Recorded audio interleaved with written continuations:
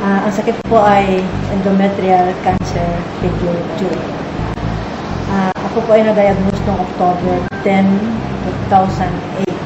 Ito po yung cancer sa dinadaanan ng menstruation. Ako po ay menopausal na, dapat ang endometrium glands ko ay kailangan dapat manipis na. Nagpa-diagnose po ako sa isang doktor dito sa Manila. Mayroon akong 1.5 na kapal na endometrium ko na nagsasaad na mayroon daw akong cancer. So, nagpa-biopsy po ako at na-detect dito yung cancer malignant figure 2. So, doon ako nabahala na nagkaroon ako nito. At sa kabila ng aking left ovary, mayroon pang 4.9 na cyst. Dito naman po sa right, may 1.5 na mayumata.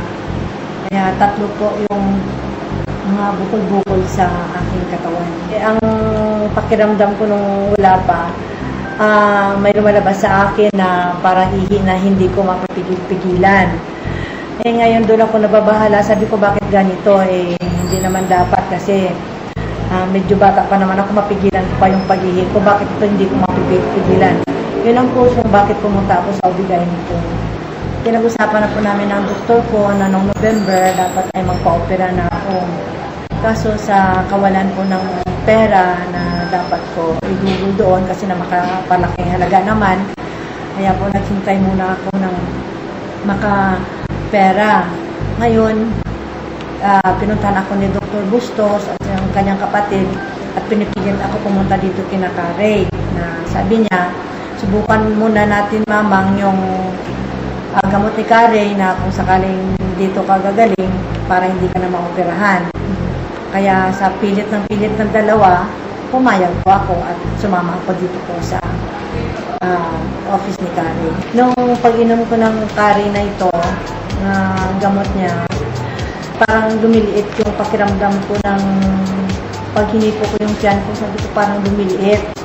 Kaya nang follow up ako for 1 month, nakita ko na yung panliliit niya, yung 4.9 ko naging 3.9 ang labas ng dito ko sa may left side na cyst ko. Kasi ang una kong ito yung October 4 ko, ang ultrasound ko dito, sa left side ko na ovary is 4.9 by 3.7. Tapos sa right ovary ko, 1.5 by 1.1. Ngayon, after a month, ang nangyari, nagpa-ultrasound ako ulit noong October 10. Ang nangyari dito, yung 4.9 by 3.7 ko naging 3.6 by 2.0.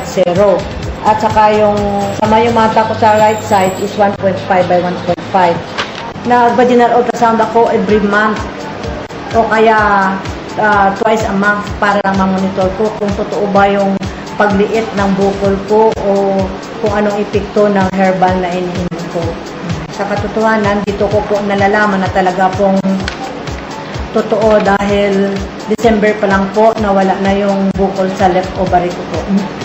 Ito sa huling resulta ng ultrasound ko po, ang nakita dito sa last ultrasound ko, nakatunayan po na nawala na po yung bukol ko. Kung hanggang ngayon ng herbal, umiinom pa rin ako kasi katunayan, gustong-gusto ko na yon dahil sa pakiramdam ko, dito ako lumalakas.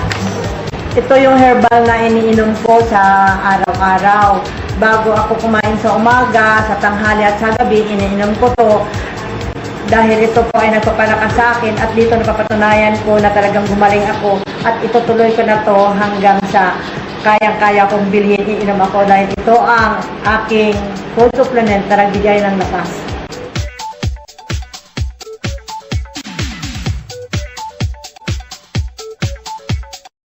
Minabuti ko po sapagkat kung pupunta pa kayo sa main office, napakalayo. Kaya naglagay po kami yung pong cell number na nakalathala sa ilalim ng screen na ito.